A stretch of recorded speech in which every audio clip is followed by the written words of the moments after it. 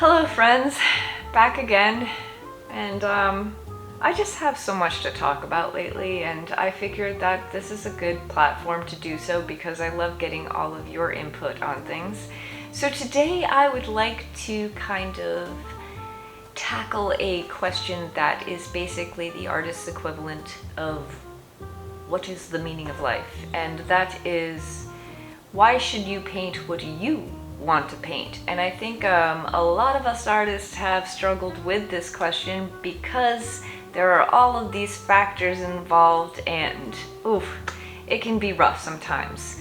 So if you've ever stared at your canvas wondering if you're allowed to ditch the trendy stuff and just paint a tree frog emerging from an abstract acrylic ink background, his name is Lenny, by the way, then this video is for you. So grab your favorite beverage, a croissant perhaps if you're hungry, or a bag of Cheetos, whatever floats your boat, and let's dive right in. So what is the power of creative freedom? Okay, so painting what you want is kind of like telling the universe, hey, you know what? I'm in charge of this canvas, not you. And you can point your paintbrush at the universe if you want to. It's about owning your creativity, and when you paint what lights you up, you're not just making art, you are pouring your messy soul out onto a canvas. It's kind of like therapy, but way cheaper. And it comes right down to it. I mean, if you think about it, it really is. Although art supplies are kind of expensive. But if you think about artists like Jean-Michel Basquiat, I don't know if I'm pronouncing that correctly because he's got a very French name and French is not my strong point. But he had this wild graffiti style art that kind of screamed rebellion. And by the way, you know what? I was never really a fan, but I have to respect and admire people that paint what they want to paint and don't care about the haters. Frida Kahlo, she's another one who turned her pain into those intense, unapologetic self-portraits. Van Gogh, or Van Gogh as some people say, the dude painted starry skies, sunflowers, because that's what mattered to him. And maybe people around him were like, hey, you know what, Vince, maybe you should stick to landscapes. But these artists didn't care. They painted what they wanted. So if you've ever tried painting for the algorithm, the dreaded algorithm, you may have come to the conclusion that it is a soul-sucking experience. For example, let's just say that you decide you're going to paint a hyper-realistic cat because that is what's trending on Instagram. And it looks great, but you were bored out of your mind, and halfway through it, you decide, I'm going to doodle in a sneaky alien in the background. And what happens? People love the alien more than the portrait. I'm going to put this paintbrush down because I'll just keep on swinging it around like it's a magic wand.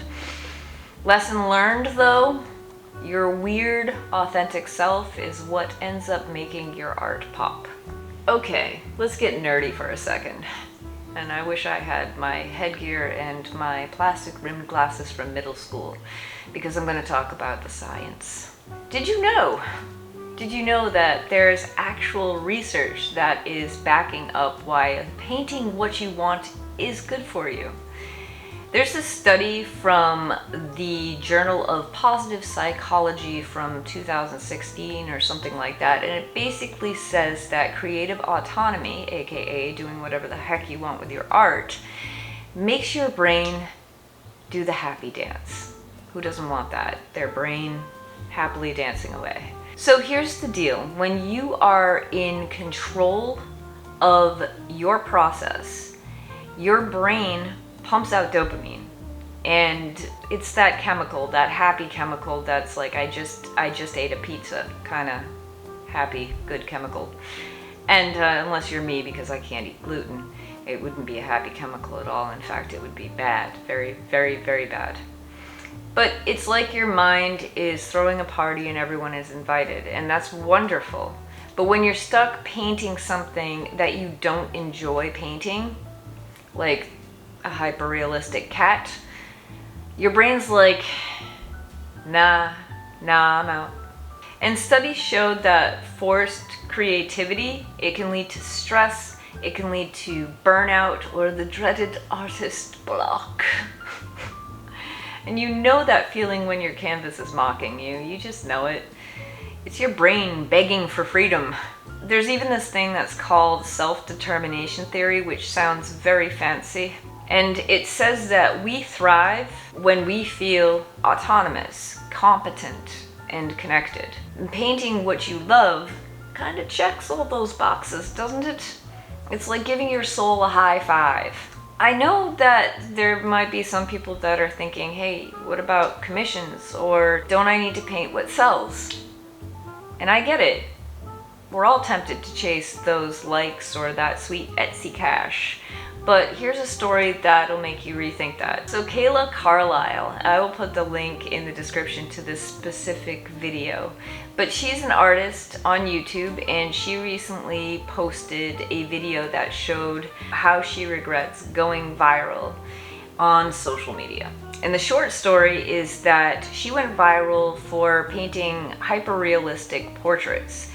So that became the benchmark because, of course, external validation can be totally addictive, right? So she ended up feeling unfulfilled, and her perception of her own artwork changed depending on how well it was received on social media. So she could do a painting that she was really happy with and she really enjoyed, and she posted it on social media, and if she didn't get a good response, it made her rethink that painting and like, oh, well, that painting isn't as good as I thought it was. And the same thing would go for another painting that she would do that she wasn't really totally happy with, and it would take off in the algorithm and it would change her perception of that painting.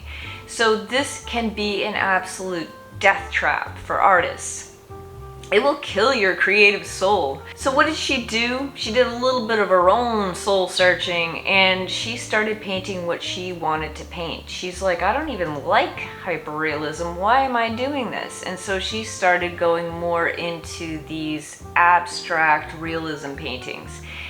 And she's already sold some of them. So she's doing what she loves, and she's already selling those paintings. And I'll put a link in the description below because I do think that video ties in beautifully to what we're talking about. But the internet is obsessed with trends. But people, they connect with art that feels alive. Like it's got a heartbeat. And when you paint what you love, your passion is like a neon sign saying, hey, you know what? This is me. This is real. And trust me, that's worth more than 1,000 algorithm-approved hyper-realistic portraits or cats. So how do you actually start painting what you want without overthinking it? I'm gonna give you a couple of practical tips to unleash your inner art gremlin. Hopefully you know what a gremlin is, the new batch. Tip number 1 is to start small. Like you could do a 5x5 or an 8x8 square, and you just mess around with colors or shapes that make you happy. Painting these jack-o'-lanterns was strangely liberating. Number 2 is chase your spark. So what gets you excited? Is it a song, a sunset, or an old black and white horror flick that you want to colorize? I've done that. Make a mood board, a playlist, or even scribble a list of things that make you go, ooh. I don't know if you go, ooh, when you see things, but for me, what works for me is a lot of creative writing, walking in the woods. I love being out in nature. I find that nature is very inspiring for me. It's like a breath of fresh air, literally. Tip number 3, ignore all the noise, because social media can trick you into thinking you need to paint pastel florals or whatever is trending. Unfollow accounts that make you feel like a creative robot. Curate your feed and tailor it to feed your inspiration. Tip number 4, embrace the mess. Just embrace it. Your first paint what you want pieces might look like a toddler's tantrum on canvas, and that's totally fine. Like I said, I have an attic full of oops paintings, but they've taught me so much. So you just keep going. Here's a bonus tip though. Hide your phone while you paint. Nothing kills a vibe more than scrolling through perfect art posts mid-brushstroke. It's just not gonna make you feel any better. So in conclusion, painting what you want to paint is like giving your creativity a big messy hug. It's good for you. It creates dopamine. It makes you happy.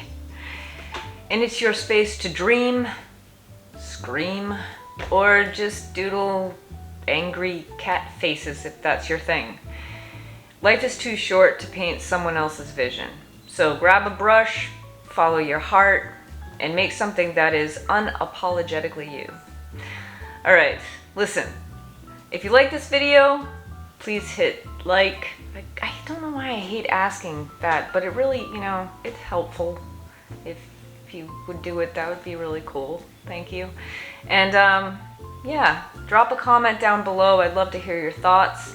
And I love you guys, and I will see you in the next video. And yeah, bye for now.